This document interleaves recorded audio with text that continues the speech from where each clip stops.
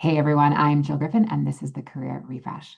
Today we're talking about layoffs and whether you're directly or indirectly impacted by layoffs. This is something that I think we all need to have a greater awareness about, either how to support former colleagues who might have been laid off, how to lead within an organization if you are someone who remained after the layoff, and then, of course, if you are the person directly impacted by the layoff. So today we're tackling the latter, the person who's directly impacted by the layoff.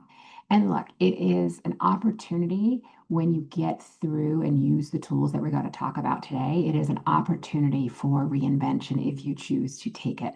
My guest today is Steve Jaffe, who has lived through multiple layoffs, as many of us who work in tech have.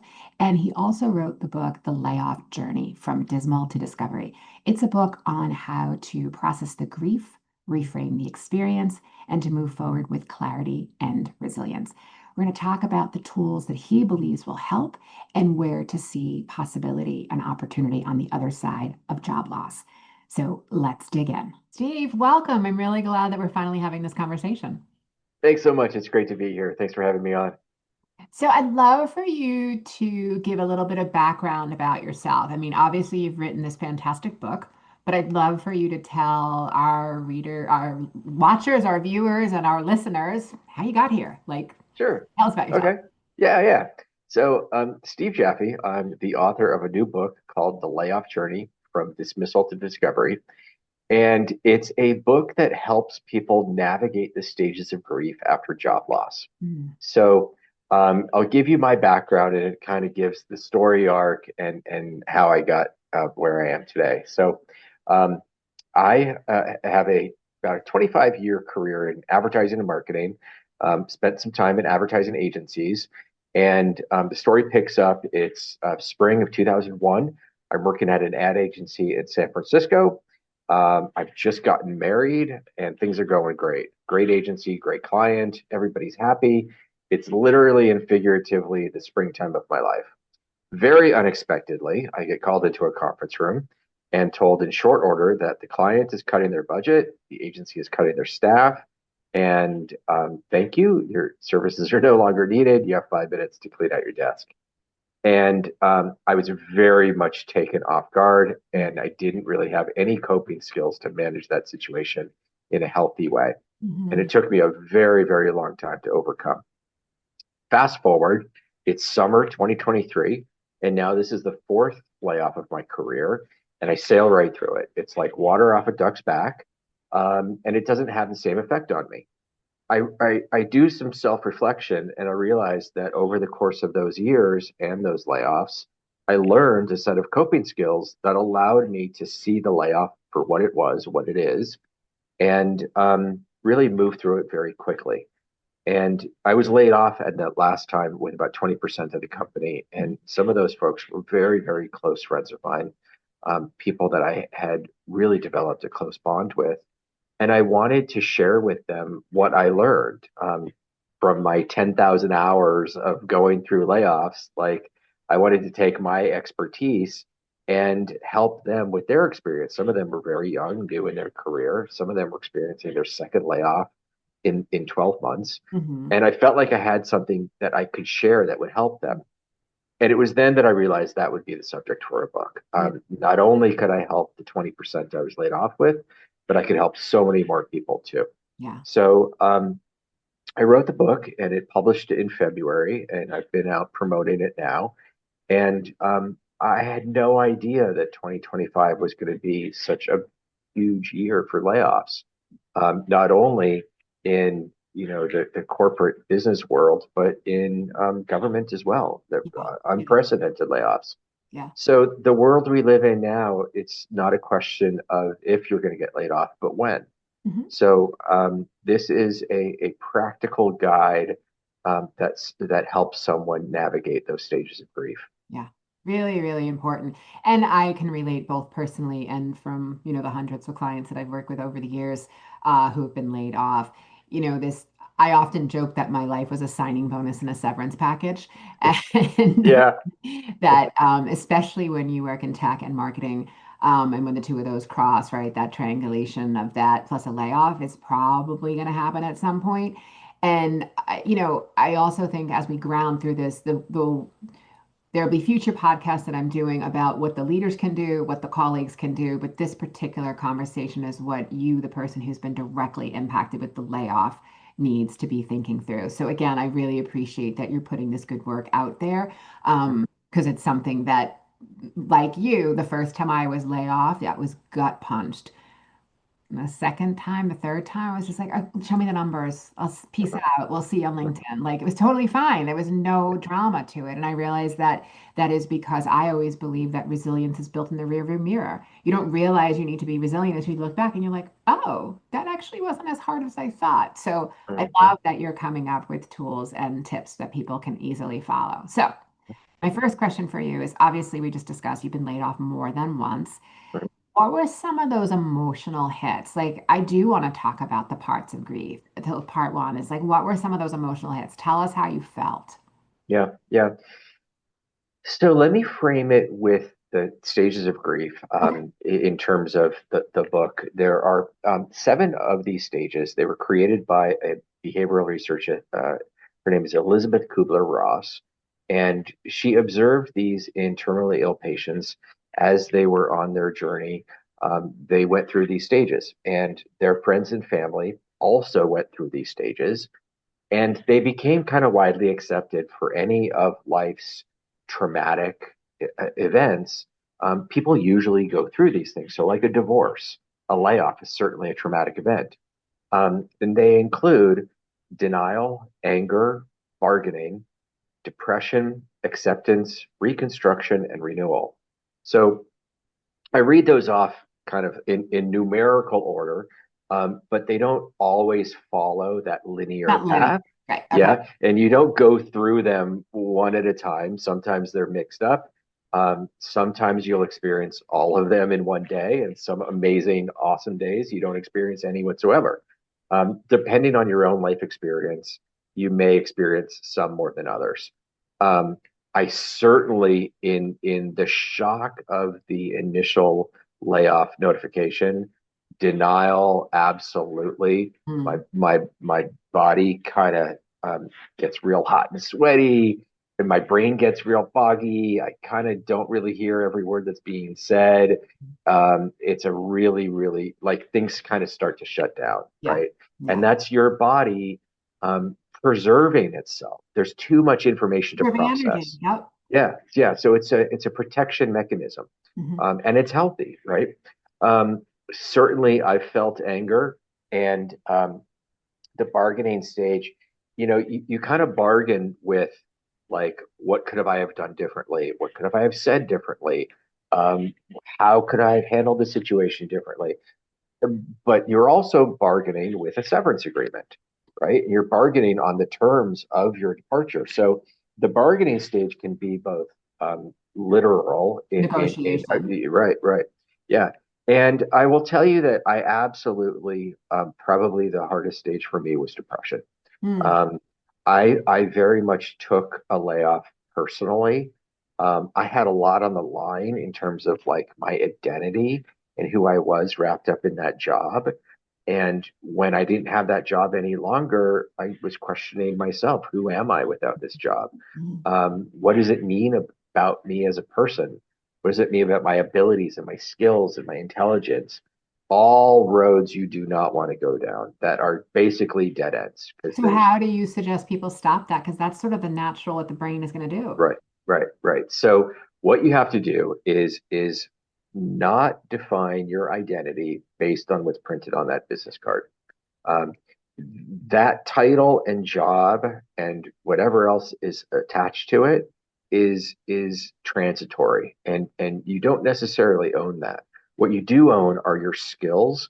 So if you have 25 years of marketing experience, and let's say you have a level of expertise in software technology, SaaS, for example, um, those are inalienable skills that you take with you wherever you go. The job may come and go, but you will always be that talented marketing executive. So, not defining your identity by what you do, but also going a step deeper and finding purpose and joy and passion in how you're finding fulfillment in your life. So your only fulfillment cannot be the job.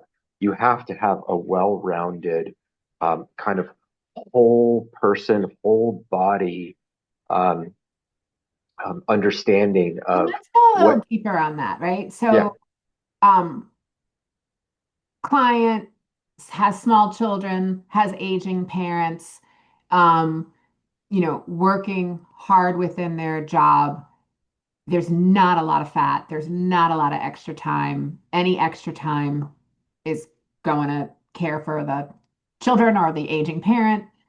How am I getting through that? yeah, How am I finding other areas of interest that my job doesn't become all right, of it? right. So one of the things that a layoff can do that is difficult when you're working, but I would invite people to try and find this at any point, is a pause.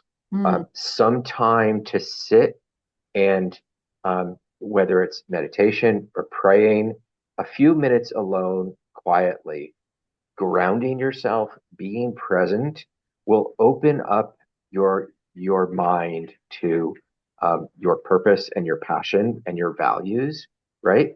So certainly if you're working 60 hours a week and the paycheck is keeping everything afloat, you may not have the luxury of going off and pursuing some other career that may not pay as much.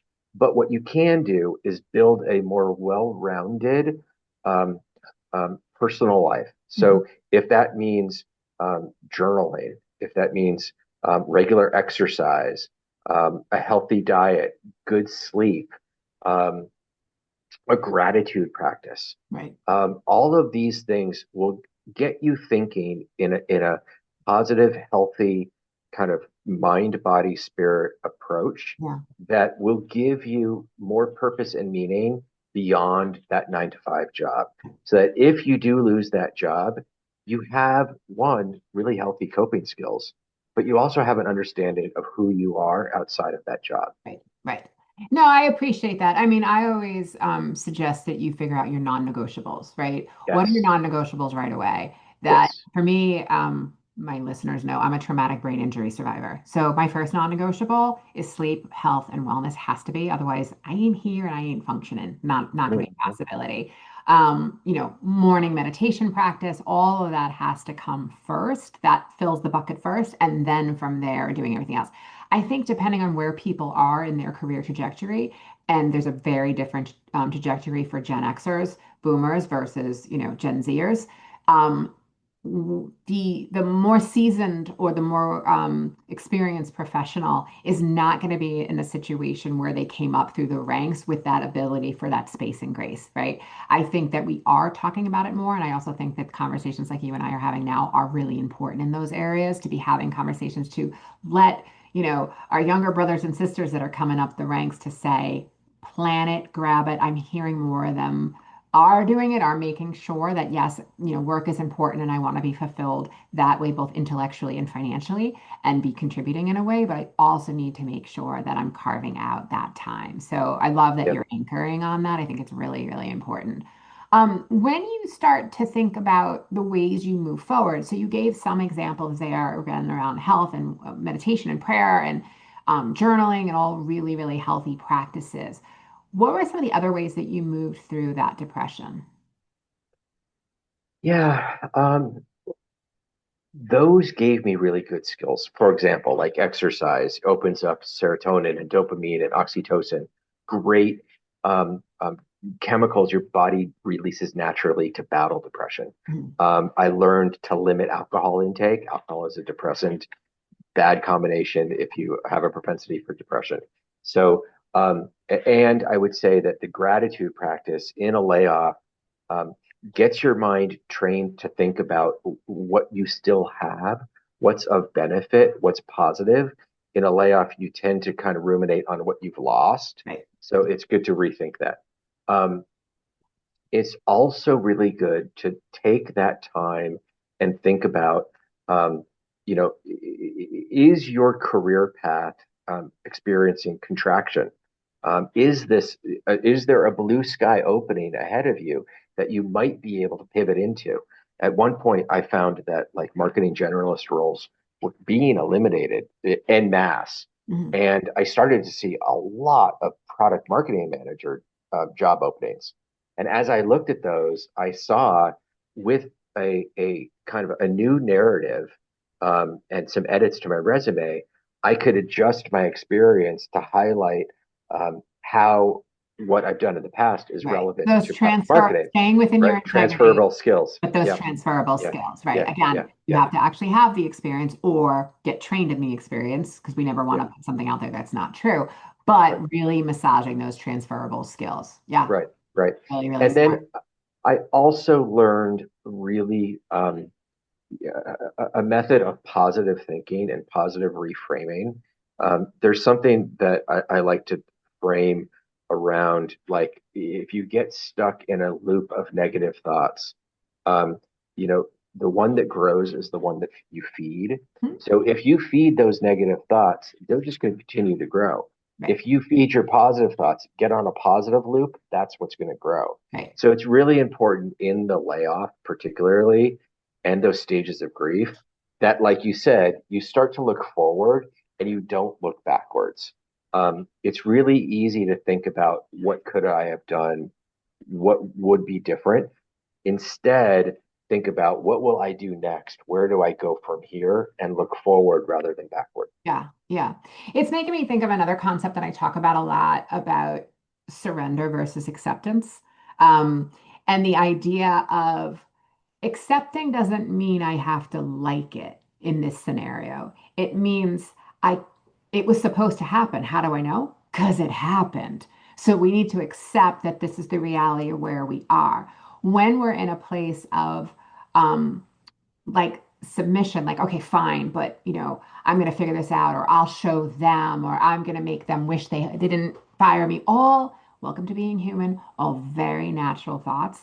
But when we're in those two pieces, to your point, what you focus on increases. And if you're focusing on the parts of what you're leaving, then that's going to continue to stay with you as you're building what's coming next. Whereas you're focusing on the acceptance or sort of the surrender of, okay, fine, this happened. Again, I don't have to like it. That's not what we're suggesting. We're simply saying, if that's the reality, only when I accept where I am can I move forward. Only Yeah, when I accept that I am sitting in New York City can I then figure out how to get to California yeah, because I need to know yeah. where I'm starting. And I think Right. that's a really important reframe of what you're talking about too. Yeah. Yeah, yeah, you're absolutely right. I think about acceptance as what you're talking about is like this tug of war within yourself, right? And the only way to win that tug of war is to drop the rope Yeah. and walk away, right? Yep. And that's when you can begin to then move forward. Yep. Otherwise, you're just stuck in the battle. You're in that cycle. And listen, this, as you said, this is not linear. You might have a good day, and then tomorrow you are right back into that story of what you would have said and what you should have said, and da da da. And that's normal, just inside voice. Mhm, mhm, Right? mhm. Yeah, Call a friend, call a therapist, call a coach, figure out a way to process through it. All of that's very normal. yeah, And know that it might also sneak up at you at times that are just like grief. I mean, I talk a lot about the tragic death of my brother, just a short, about 2 years ago, just a short mhm, time, and how, like, how do you still function and work? How do you still show up? How do you process the stages of grief where you're in the silent scream and you're like, whoa, this is not right. And I have to function. And you need to give yourself the space for that in order to move forward. It's yeah, really, really important work. And again, that's why I love the fact that you were pairing the stages of grief that many of us are familiar with into the job. So when you think about that framework, um, how did you sort of use that framework, having the awareness, right? How did you use that framework to guide the choices that you were making next? yeah. I think originally I fell into some sort of like healthy care practice by accident, primarily driven by the need to battle that depression and anxiety. Hmm. That started to create some of that foundational groundwork. But in time, then um, other learnings. I'm a growth mindset, lifelong learner. I believe like every opportunity is an opportunity to learn and grow. So I started to be more open to learning what the experience was trying to teach me, and trying to find, rather than be focusing on the past and what was taken from me, what I could do with it. So I started to see this less as a roadblock and more of a detour, right? I started to feel like this was what I knew to be true was, um, this was not the whole book of me and who I am and what I am. This was merely a chapter, Mhm. in that book, and I could write that story of what came next. So it was about sort of rising from the ashes, and it was very much over time. I think I learned how to be resilient. I learned how to get knocked down 8 times and stand up nine, or in Mhm. this case, get laid off 4 times and come back a fifth time, you know? Mhm. So I started to be less focused on what the job was and what it said about me, and more focused on who I am and what I bring and what my values and desires and passions are. So it was a little bit of, a mind shift Mhm. and, a different kind of frame of mind. Okay. Okay. So let's get a little tactical. Mhm, Someone's listening to this. They were just laid off last week. mhm. Okay. Step one, you're suggesting they get your book. Step two, for those of us until they can get the book, what do you suggest that they do? Yeah, take a minute, take a pause, take a very deep breath. Know that what you're going through and what you're feeling is normal and it's okay, right? Give yourself a big hug, and tell yourself what you would tell a friend that was going through this. If a friend just called you and said, "Hey, I've been laid off," you'd be really comforting to them. You'd be really understanding. You tell them it's going to be okay. Have that conversation with yourself and give yourself some time to experience these stages of grief Mhm. before you go out and you update your resume and you go on LinkedIn and you try and get job interviews. It's really important to process this in some way before you move on. If you process this in a healthy way and you start to come to terms with it and you begin that acceptance and reconstruction and renewal, when you do go on the job interview and somebody says to you, "Well, tell me about your last job, what happened, or tell me why you want this job," you're going to be in a much better position to answer that question in a way where it's not this big elephant in the room that you're trying to avoid or you're stumbling and stammering. Mhm. You can say, I'm a 25-year marketing executive with a lot of great skills and experience, and I'm looking forward to bringing them to this job, right? And you don't even have to mention the last employer, right? You don't even have to go there. If you're still carrying that baggage, it shows up in that interview, right? Mhm. So it's important to give yourself some time, really, and let yourself experience this and kind of manage your way through it. Okay. What if someone doesn't really have the time that, based on severance or unemployment or depending on their own personal scenarios, what would you suggest that they do? Yeah, I mean, at minimum, give yourself a week just to take a breath for all things. Hmm. I wouldn't, if you get laid off on a Friday, on Monday morning, don't start doing your Don't resume. set the alarm. Take a minute and give yourself just a beat to accept and process what's happened. Okay. And while you're getting back into it, you need to replace the routine that you've lost. So it's important to replace that routine with a healthy one, and find those things that maybe, you're already doing that you can do more of, and find the things that you can start doing that might replace old unhealthy habits, right? So you can start a healthy routine while you're still on the job hunt, and you can start to take some of these lessons into practice, right? Some gratitude, some reframing of the experience, starting to look ahead and forward to what the opportunity may bring for you. Mhm. So those are things that you can do simultaneously, but, you do need a minute just to pause. Yeah. Okay. I really appreciate that. So you've said that, because I read your book, that balance and adventure are guiding values for you. Give us some insight on how those principles shape the way you navigate uncertainty and reinvention in your career. Yeah, yeah. I find that after a layoff, there are some parallels to what one would think of as an adventure. It's kind of an open road. It's a new beginning. There's some uncertainty, and there's a level of like survival in that too. So I was able to think about it in terms of that framework, and I think about like the song from the Beatles about the magical mystery tour, Mm. and I started to think about life in a lot of ways is a magical mystery tour that we're on, and you don't necessarily know what's around every corner, but if you approach it with that level of positivity and like this is an adventure. Let's see what life brings. It opened me up to be not as resistant and more welcoming to what was coming.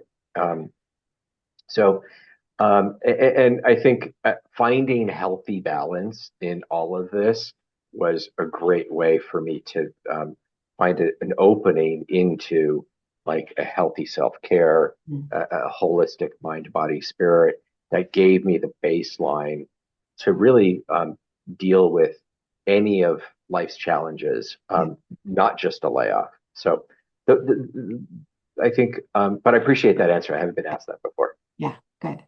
Um, you mentioned at the start of our conversation that this was the fourth layoff. Some of your colleagues, it might have been their first or second, and they were in a different space, mental space than you were. Um, and I'm guessing that was sort of the impetus of putting all of this together. I- Do you have any feedback from any of those colleagues that have taken this and now kind of put this plan into action? Anything that you can, again, protecting anonymity, of course, Yeah. but anything that you can share? Yeah, there was one person in particular that I really wanted to talk to. And that person became kind of who I was writing the book for. Mhm. And so I was really eager to share the book with them. I never told them that they were really who I wrote the book for. Secretly, I was really afraid, God, what if they don't like the book? What if they hate it? Right. But I did get feedback from them that they really appreciated it. In fact, they said they were going to recommend it to friends. And that was a really great moment for me that the person that I wanted to pull aside and give this advice to found it valuable. Mm. I love that you had that experience. Yeah. Yeah, yeah. Well, Steve, thank you so much for being here. Just, for everybody listening and watching, look, the layoff doesn't define you. It's a moment in time and it's not the end of your story. What matters from here is how you process it, what you learn, and how you're going to move forward. And my hope is that today's conversation gives you some tips and trips. Obviously, check out Steve's book. I want to hear from you. If you have questions for Steve, you can email us at hello@jillgriffincoaching.com, and we will get those. We'll get those questions to Steve or to myself, and we'll get them answered. We'll even bring them back if we have enough questions for it. But as always, friend, remember reinvention is possible, and I'm asking you to really slow down, take that pause, as Steve has also suggested, and give yourself a little space and grace during this. And know that it's not linear. It's not like you go through that phase, you're not going to slip back. There may be some rando time that all of a sudden you find yourself back there, and all of that is very normal and very human. So be intentional, be kind, and we'll see you soon. Thanks so much. Thanks.